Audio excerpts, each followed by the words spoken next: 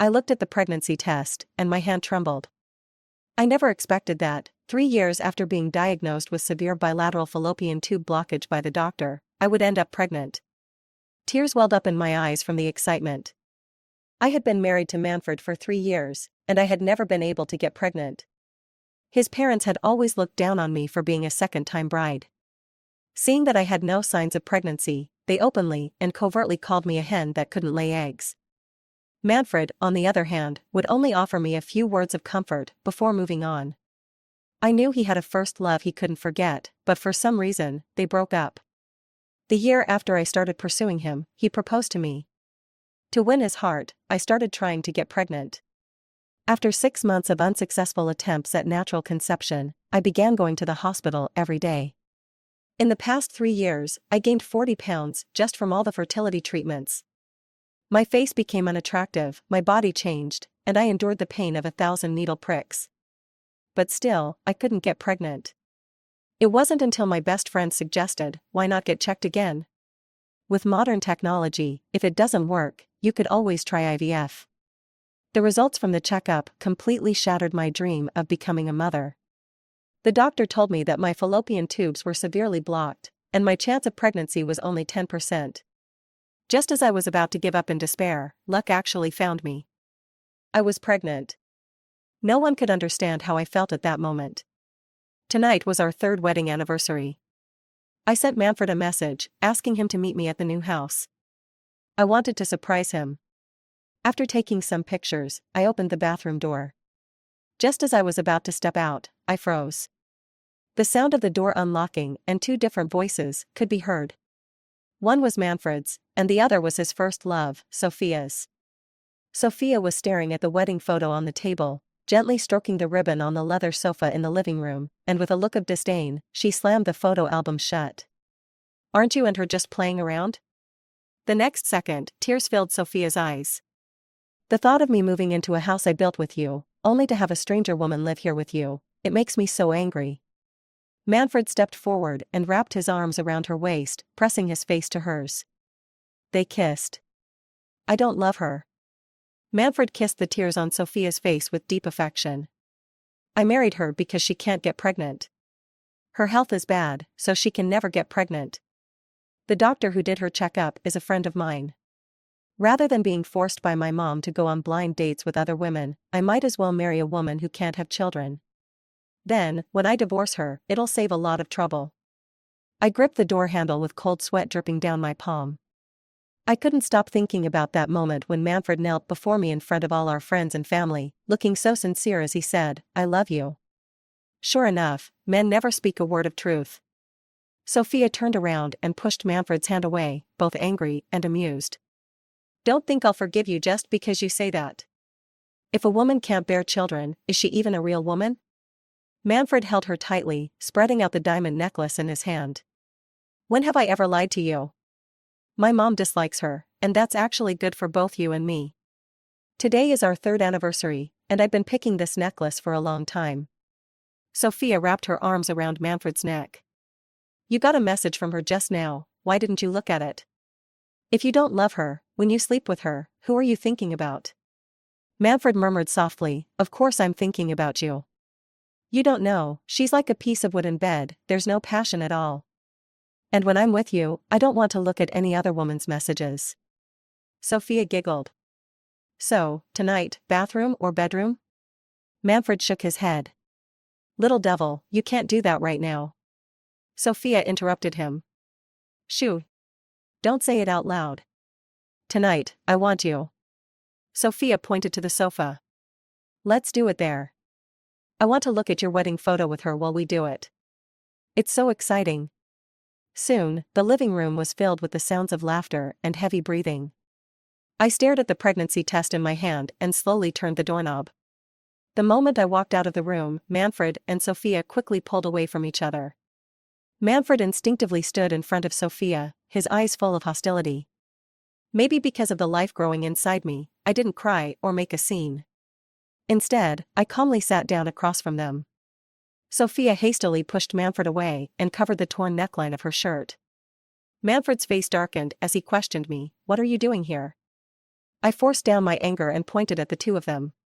Shouldn't I be the one asking you that? Sophia quickly buttoned her shirt, then walked over to me with a smile, linking her arm with mine. Don't misunderstand. She said sincerely, I was just trying on a gift for you. She quickly took off the diamond necklace and placed it in my palm. Isn't today your and Manfred's wedding anniversary? Manfred showed me the message you sent him. He picked out a gift for you, but was worried you wouldn't like it, so he asked me to try it on. Manfred's eyes froze for a moment. Clearly, he had forgotten the day. Or maybe he just never cared about any of the days that mattered to me. What was even more ridiculous was that his first love knew everything about me and still deliberately said those heart-wrenching words. And I had no idea that, for the past 3 years, while I had been married to Manfred, he and Sophia had been entangled for all that time. Their bond was unbreakable, and there was no place for me. But if Manfred knew I was pregnant, would he care about this child? Sophia turned to look at Manfred. Manfred avoided my gaze and nodded. I looked at the expensive diamond necklace in my hand. It was the one I had seen in the store countless times, but never bought. A 100,000 yuan necklace that Manfred bought without even blinking. I smiled bitterly. Anniversary? I forgot all about it. Manfred's eyes twitched slightly. Since the lady of the house is back, I'll be leaving now. Without wasting a second, Sophia swiftly left. The room was left with just the two of us. Manfred sat on the sofa, oblivious to me. Several times I wanted to tell him about the pregnancy test, but it turned into a heavy question on my lips. Aren't you going to explain? A man and a woman alone at night, trying on a necklace? Manfred impatiently replied, didn't she already say? Why are you still being paranoid? Sophia was certainly detestable, but the real culprit was Manfred, who couldn't let go of his first love and kept dragging me into this. I had seen it with my own eyes, and yet he still refused to tell the truth. Did I have to witness them lying in bed together before he would admit it?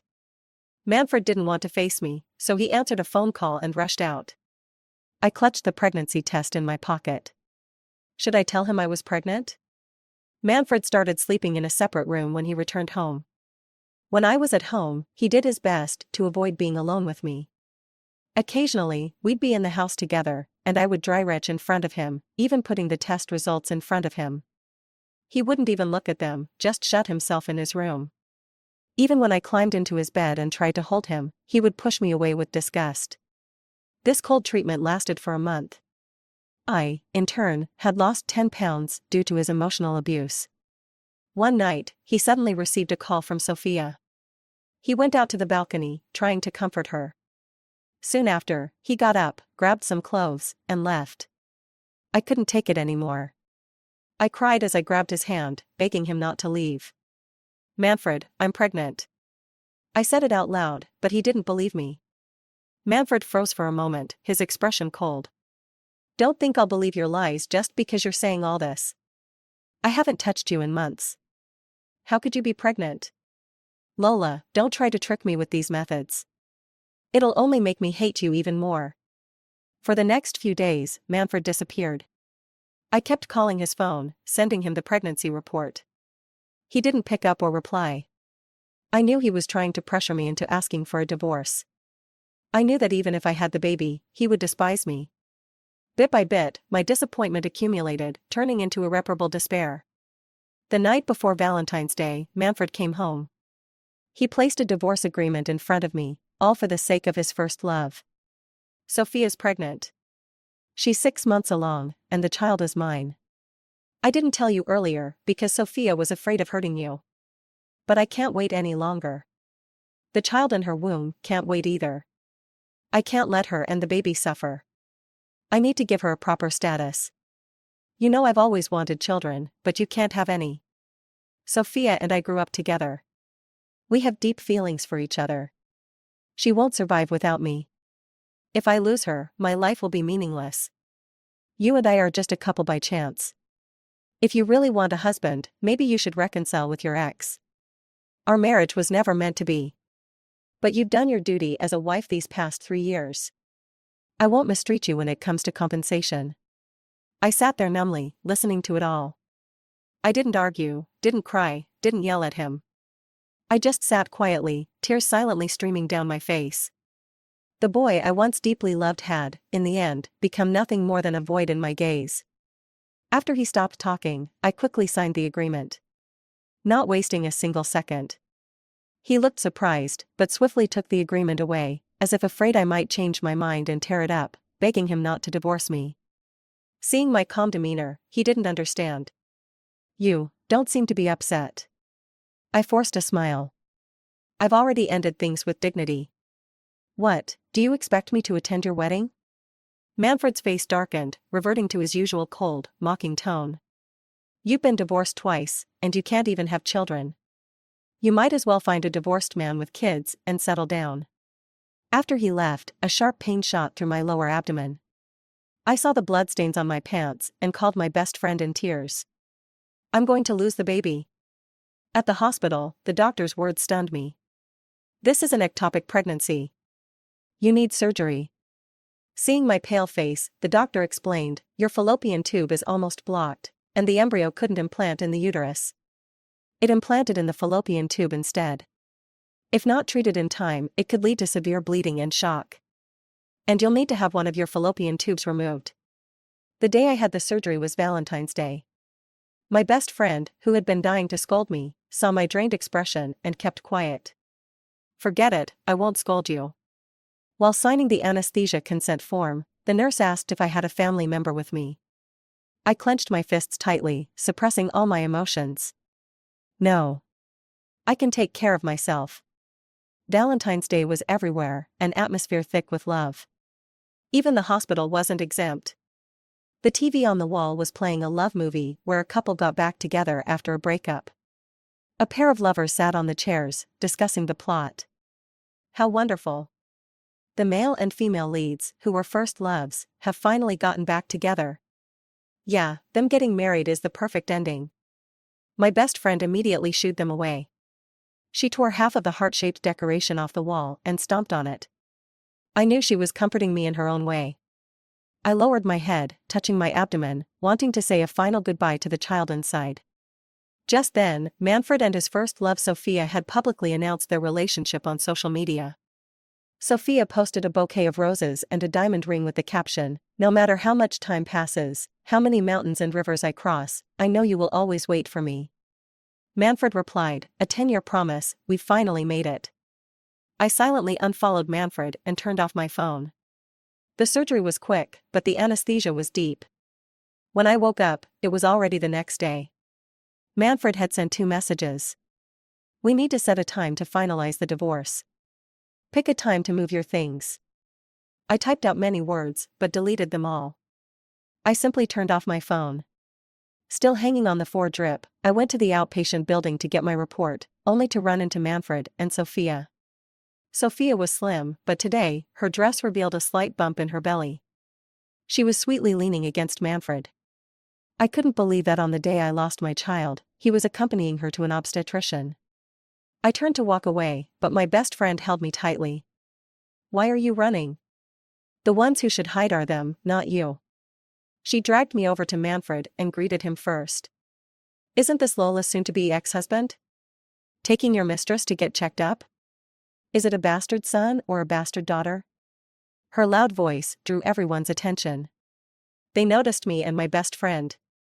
Manfred's face turned dark, looking embarrassed and frustrated. "What are you doing here? Are you following me?" Seeing the people around us whispering, Sophia pitifully apologized to me. "Don't blame Manfred. It's my fault. If you're angry at me, go ahead and hit me." She stepped forward, tugging at my sleeve, but her hand was pressing hard on the spot where I had the 4. Sophia's grip tightened on my needle, causing me sharp pain. She fake cried, pulling me without letting go, completely unconcerned about the risk of infection from pulling out my needle. My best friend cursed, "Control your woman." "Manfred. I don't hit people. But I will hit the mistress who's ruining other people's marriage." Manfred furrowed his brows, pulling Sophia into his arms, and disdainfully shoved me away. "Lola, the issues in our marriage are between us. Don't drag Sophia into this." My best friend held me up, her voice sharp. "Do you like stealing other people's husbands that much? Are you that starved for love?" She turned to look at me seriously. Didn't our teacher teach us to sort trash from a young age?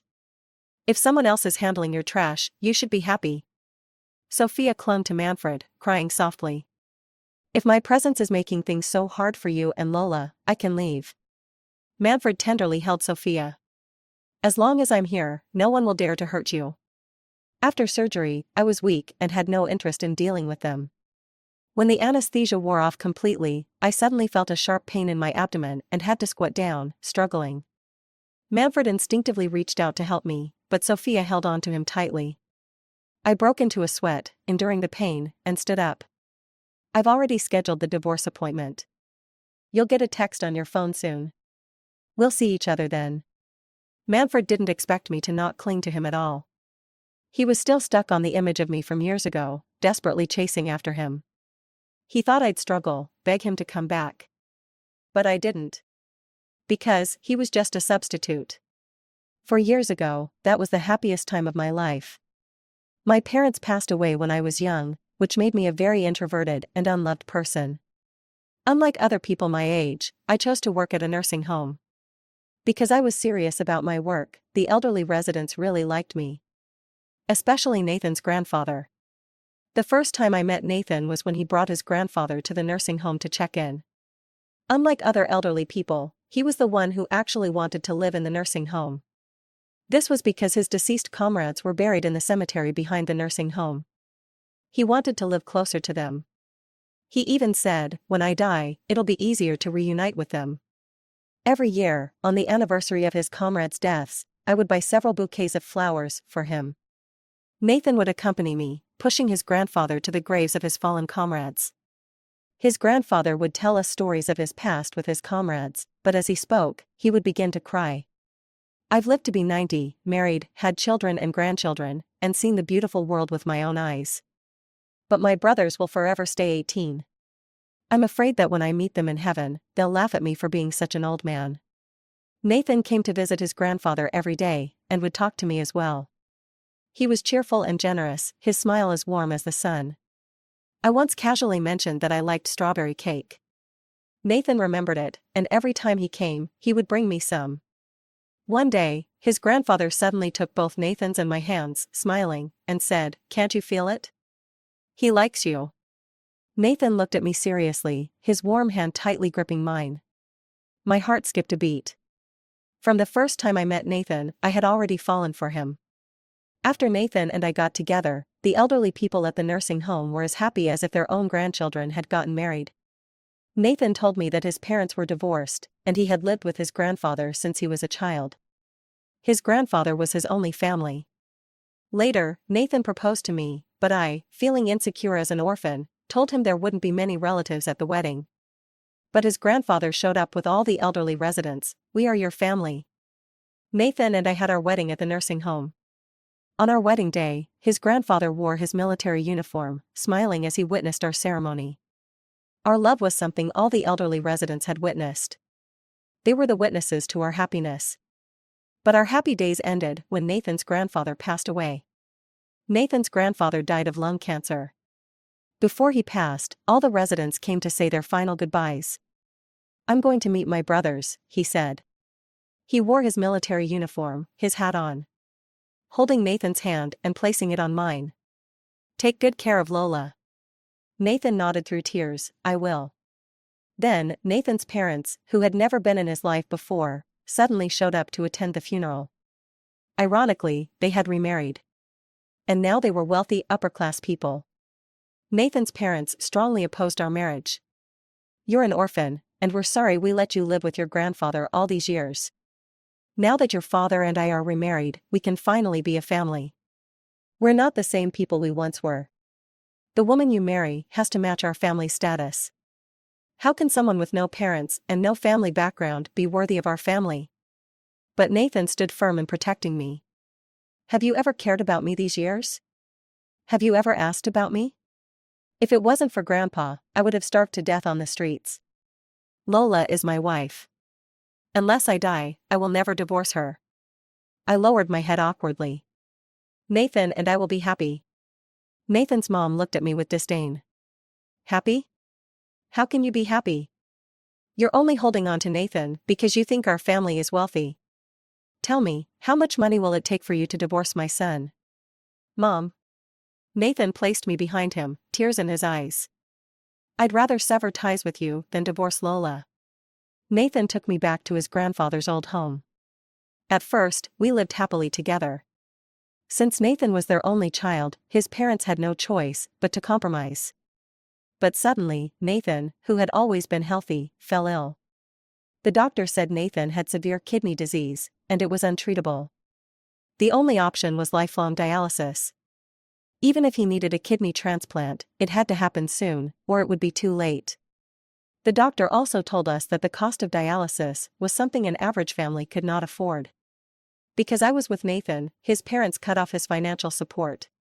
Nathan's salary alone couldn't support us for more than a few months. As I took care of Nathan, I became exhausted and frail. Nathan, unable to bear seeing me suffer, proposed a divorce one night. My parents want me to marry a wealthy young lady, someone who matches our family's status. Look at you now. How can you be worthy of me? I knew he was using reverse psychology to push me away, but I agreed to the divorce. Because a week ago, Nathan's mother had approached me. She made a deal with me: if I agreed to the divorce, she would take Nathan abroad and get him the best medical treatment available. For Nathan's sake, I compromised. A few months after the divorce, I tried to reach out to Nathan's mom, wanting to know how he was doing. But the news I received was that Nathan's kidney transplant had failed, and he died abroad. Outside the obstetrics and gynecology department, a growing crowd of onlookers had gathered. Sophia was starting to look uncomfortable. Let's go. Manfred checked his phone, his brow furrowed. You still haven't taken your stuff, and the cat's still at the pet hospital. My best friend interrupted him. Enough. You want this, and you want that. Do you think you're the emperor picking a wife? Manfred fell silent. I spoke calmly: I'll take care of everything after I'm discharged. I won't be a bother to you. The cat was mine, so it should come with me after the divorce. Manfred's pupils trembled slightly. He opened his mouth a few times, but swallowed the words back. Sophia sensed the tension and quickly pulled Manfred away. We're going for the pregnancy checkup now. After the checkup, shall we go buy baby stuff? I watched their retreating figures, unable to bear the sharp pain in my lower abdomen any longer, and fainted. After I was discharged, I rushed to the pet hospital to pick up my cat, only to be told it had already been taken. Nala was the stray cat that Nathan and I had adopted together. When he was sick, Nala never left his side. After Nathan passed away, Nala stayed with me. I had even customized a collar for the cat, engraved with our wedding date. Every year, on Nathan's grandfather's death anniversary, I would take Nala, now fat and well-fed, to visit. I had set up a small tombstone beside Nathan's grandfather's grave. Inside was an empty urn with Nathan's name engraved on it. When Nala was taken, I panicked. I rushed back to Manfred's house, planning to pack my things and take Nala away. As soon as I entered, I noticed the layout had changed. The wedding photo on the wall was replaced by Sophia and Manfred's college graduation picture. The study had been turned into a nursery. They couldn't wait to erase every trace of me. All my things were gone. Even Nala's cat bed was gone. I had a bad feeling, and I called out, "Nala?" But Nala didn't come out to greet me like usual. Instead, it was Sophia and Manfred who returned. We're remodeling the house, so I threw out everything that wasn't useful, Sophia said, staring me in the eye with a smug grin. All your stuff is in the trash in the hallway. Go ahead and look for it. I bit my lower lip, unwilling to dwell on things further, and turned to walk out the door. The summer heat was suffocating. I clumsily knelt in the dirty water, searching through the trash can with my bare hands. The trash can emitted a terrible stench. My clothes and books were soaked in the filthy water. I searched through the garbage, but there was no sign of my Nala. My breathing quickened. Where's my cat? Looking at the trash scattered all over the ground, I shook my head. Nala, like Nathan, was a neat freak. She would never be in the trash. I turned around and saw Manfred dragging Sophia by the hand, standing behind me with a complicated expression. I forced down my rising anger and asked, "Where is my cat? I want to take her with me." You're talking about that stray cat? Sophia sneered. That cat has toxoplasmosis, which is harmful to pregnant women. I got rid of it. Manfred agreed too. I clenched my fists, my face pale with fury. Manfred! How dare you get rid of Nala? She's my family. She's my treasure. She was a gift from Nathan when he was alive. Give me back my Nala. Manfred sighed in annoyance. It's just a stray cat. What's the big deal? You're not pregnant, so you wouldn't understand the danger of toxoplasmosis. His words struck a nerve. I grabbed a handful of trash from the ground and threw it at him, my rage boiling over. Give me back Nala. I've already lost everything. Everything. What more do you want from me? Why are you all bullying me? Why? He hurriedly turned his back, shielding Sophia in his arms, and shouted at me, Lola. Are you out of your mind? I screamed hysterically, she's my family. She's Nathan's gift to me. Why did you let her get rid of her? Nala is the only memory I have of him. She's my life. I've already treated her like my child. How dare you touch her? Sophia must be crazy from wanting a child. Sophia clutched her stomach, her face pale from fear. I noticed that she was holding Nala's collar in her hand. Give me the collar back. I gritted my teeth and charged toward Sophia, yelling, Give it back to me. In the next moment, Sophia suddenly threw the collar out the window into the hallway. If you're so brave, go jump down and pick it up yourself. Manfred gestured for me to leave. Sophia, you're pregnant. Don't go too far. As I watched the collar disappear, a wave of pain crashed through my chest. I pointed at Manfred and couldn't help but scream at the top of my lungs. If you love your first love so much, why are you bothering me? Why are you bothering me? I've already stepped back. I'm not fighting or competing with you. What else do you want from me? Instinctively, I rushed to the window and jumped without hesitation. Lola! Are you crazy? Sophia screamed and backed away. Manfred took a quick step forward, trying to grab me, but missed.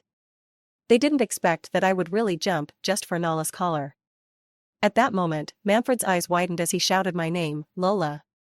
Sophia, panicked, pulled Manfred back from the window. Manfred, my stomach hurts. Seeing Manfred stand there in a daze, Sophia started to cry urgently. Manfred! Look at me. Our child. Manfred's pupils slightly trembled, and his face remained expressionless as he held Sophia tightly. It was her choice to jump. She brought this on herself. Sophia cried and defended herself, but her hands shook in fear. She was too scared to approach, but inside, she wanted me to die from the fall. From Manfred's panicked expression, she realized something was wrong. Manfred, for the first time, shook her off and rushed downstairs to find me. Sophia was completely panicked. She had realized that Manfred had feelings for me. Because of her actions, she and Manfred began to drift apart at that moment. I jumped, but I didn't die. The sunroom downstairs caught me, and I only suffered a broken bone. At that moment, I was completely awake. Manfred, after all, was not Nathan. 4 years ago, the night I found out Nathan had passed away. I sat on the overpass, holding Nala, ready to jump. It was Manfred who, unknowingly, pulled me back from the edge of despair. He smiled and said to me, What's so hard in life? If you hang in there, it'll pass. Nathan had said the same thing. I froze when I saw his face, which looked so much like Nathan's. From that moment on, it was all downhill. Nathan left me, so I found someone who looked exactly like him to replace him. I would get up early and bring breakfast to Manfred. I would stay up late to queue for the new release of a phone for him. I would confess my feelings to him over and over, never tiring of it. I would show all the love I had for Nathan to Manfred. But Manfred didn't love me. He was deeply in love with his first love, Sophia. Manfred proposed to Sophia time and time again, but she was always absent.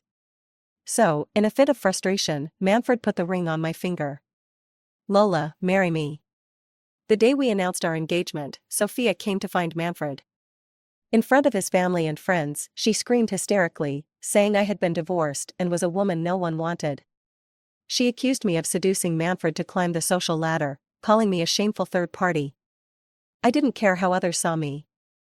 Because as long as I saw Manfred's face, I was content. And Manfred, still holding my hand, declared to the red-eyed Sophia, "Lola is now my legal wife." Sophia left for abroad in a huff. This time, Manfred didn't try to stop her. Because of Sophia's behavior, Manfred's family did not approve of our marriage. At a family gathering, Manfred's parents grilled me with questions. "Lola, why did your previous marriage end? Did you have some hidden illness? Did no one want you?" I didn't know how to respond out of shame, but Manfred firmly held my hand. "I love Lola for who she is. I don't care about her past." Manfred's words really upset his parents. "Then you don't need to bother with the wedding." Manfred held Nala in one arm and me by the shoulder with the other, smiling, "It's fine. Lola and I don't care about these things. Nala is our child." Nala obediently licked Manfred's hand. That child, just like me, saw that face and accepted him. But now, for his first love, he easily abandoned Nala. Once Nala left home, she would have an anxiety response. I couldn't bear to think about how scared she would be in an unfamiliar environment. The memory broke off as I lay on the broken glass, my body battered. I made the decision to let go. I shouldn't harm myself because of a face that resembled Nathan's. If Nathan were alive, he wouldn't want me to lose myself over someone like this. Manfred carried me, covered in blood, and ran to the emergency room. Along the way, he kept comforting me. "Why did you jump? Is that collar really that important to you?" I cried out, "It's important. It was Nathan's gift to Nala." Manfred froze. "Who is this Nathan you keep talking about?" I grabbed Manfred's collar, pleading desperately, "Give me back Nala. Nathan is dead. I can't lose Nala too. She's always been with me, never leaving my side. She'll be scared, she'll be lonely. How could you bear to abandon her?" As I spoke, I passed out. Manfred's eyes widened in shock, his hand trembling as he held me. "Who is Nathan? Talk to me. Is it so hard for you to rely on me a little at this moment? I'll find Nala for you. Don't fall asleep." Because of the fall, the wound on my abdomen reopened. When the doctor was explaining the situation to Manfred, Sophia happened to arrive and overheard. "The patient just had an abortion, and her body hasn't fully recovered. She needs to rest more." Manfred was shocked and urgently asked, "What? You mean Lola was pregnant?" Sophia, her face pale, grabbed Manfred's arm, stopping him from leaving. "She must have gotten pregnant by sneaking around behind your back with some other man. You two haven't been together for months, how could it possibly be your child?" "Manfred, don't believe her. She's lying to you with the doctor's help, all to avoid a divorce." But this time, Manfred surprisingly didn't believe Sophia's words. He knew very well that 3 months ago, he had gotten drunk and mistakenly taken me for Sophia. And I, lost in the heat of the moment, had mistaken him for Nathan. The child was conceived that night. Manfred stormed into the hospital room, angrily questioning me. "Why didn't you tell me you were pregnant? Why did you decide to abort without consulting me? Whose child is it? Is it Nathan's?" I choked on my words. "The child is yours." Seeing the fury on Manfred's face, I couldn't help but smile. I had never intended to hide this from him. He simply hadn't cared. I had dry heaved in front of him several times, I had even sent him the blood test results on purpose.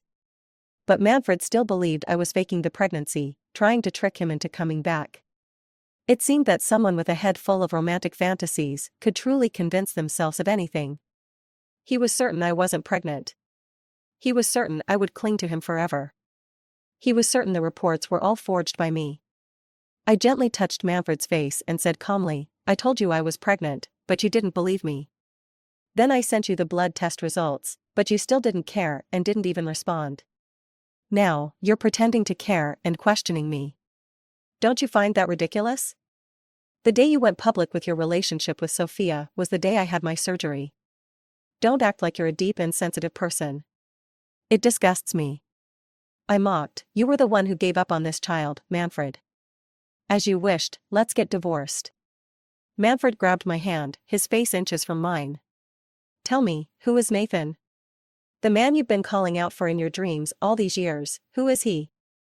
Have you always had someone else in your heart?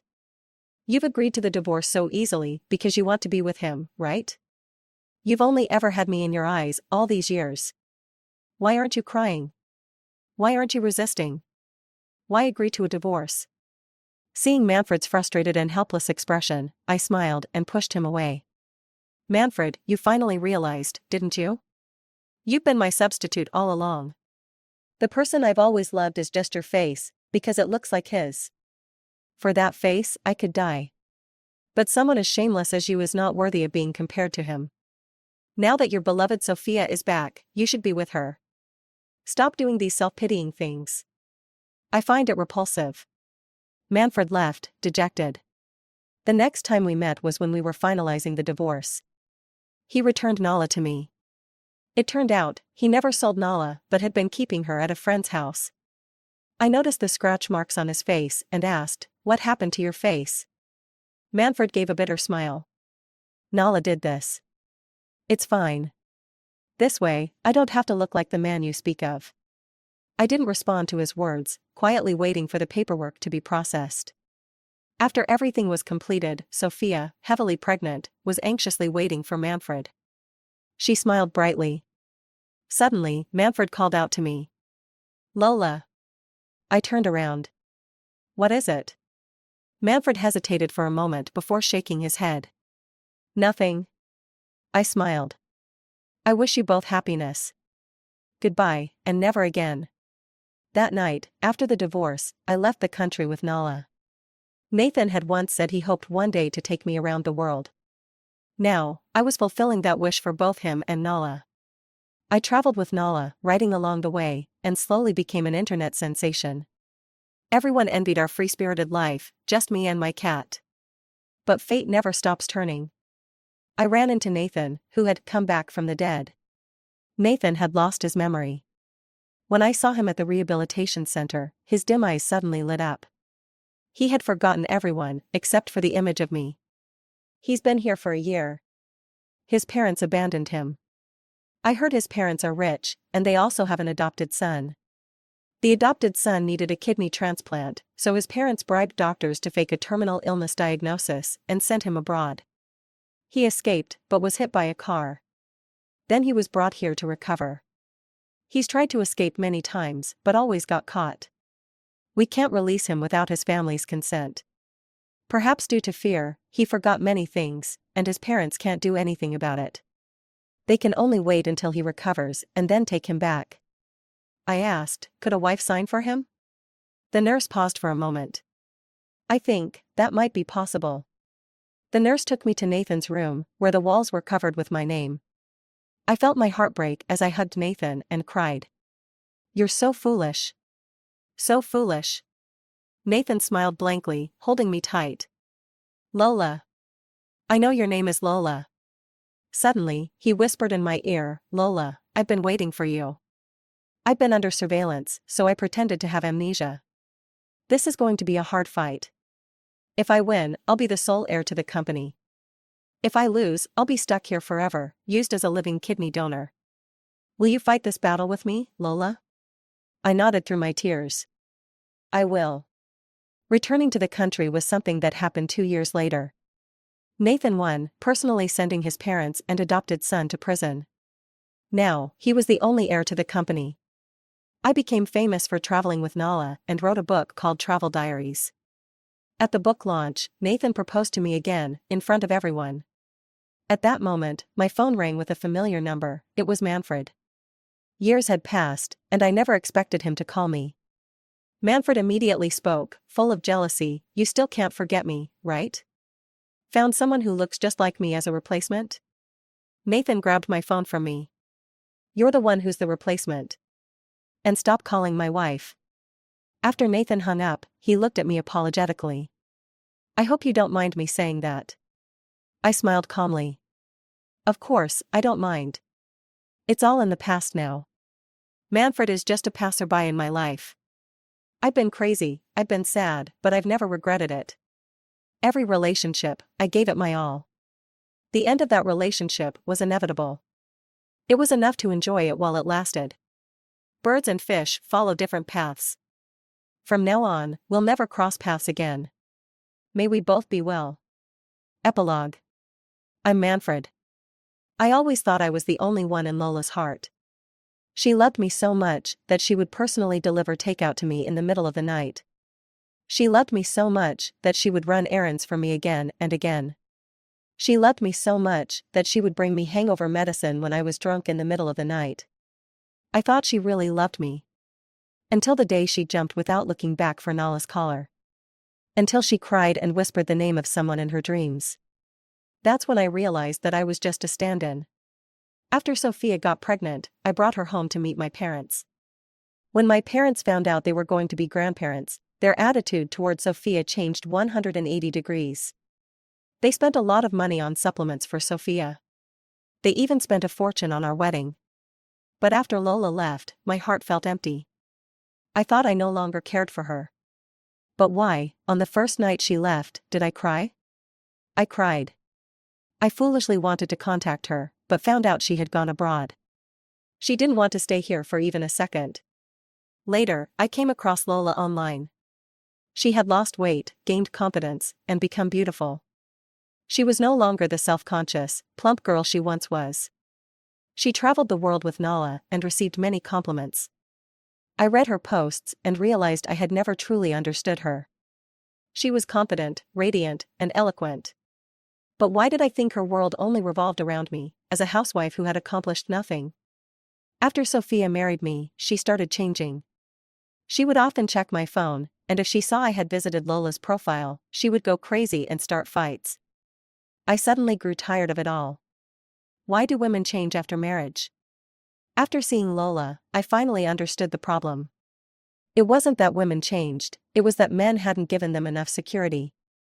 I tried to treat Sophia better. If she wanted to look at my phone, so be it. If she wanted to check my chat history, go ahead. Then, the day Sophia went into labor, the whole family was nervous. But after the baby was born, everyone was stunned. Sophia gave birth to a baby with blue eyes. None of us had blue eyes. She cried and explained that it wasn't intentional. That had happened when we broke up, and she had gotten drunk. She didn't remember who slept with her. When she found out she was pregnant, she was terrified. But she was even more afraid of losing me, so she lied and said the baby was mine. My parents were furious. I asked for a divorce, and Sophia, overwhelmed, jumped off a building. She didn't die, but she became mentally impaired. I took her to the countryside for treatment. Every month, I would visit Sophia at the rehab center in the countryside. Her mental state had improved a lot. But the doctor said she had experienced temporary memory loss. She remembered everyone except me. After she was discharged, I stayed with Sophia. This time, my parents didn't stop me. They felt that since I was divorced, it didn't matter who I remarried. Later, I heard that Lola had opened a bakery named after Nala. Sophia insisted she wanted to go, so I took her there. Through the window, I saw Lola bustling around, but smiling brightly. She had become confident and elegant. I heard that after her divorce, Lola had developed a passion for fitness and had become more disciplined in her lifestyle. She looked younger than ever. I also heard that her ex-husband loved her deeply, supported her career, and gave her plenty of space to grow. It turns out my moon also had her own moon. She had hired many divorced women with financial struggles to work for her, giving them confidence and support. Through live streaming, she encouraged divorced women not to care about the label of a second marriage. She urged them to shake off the label, live for themselves, and be independent without relying on men. I secretly sent her gifts in her live stream. Lola had finally stopped being the person who used to worry constantly about pleasing me. I realized that now, I wasn't worthy of her anymore. When love becomes a thing of the past, I know it's time to let go. Since I can't hold on to the beautiful moments of the past, I'll just pretend everything is fine. End of the story.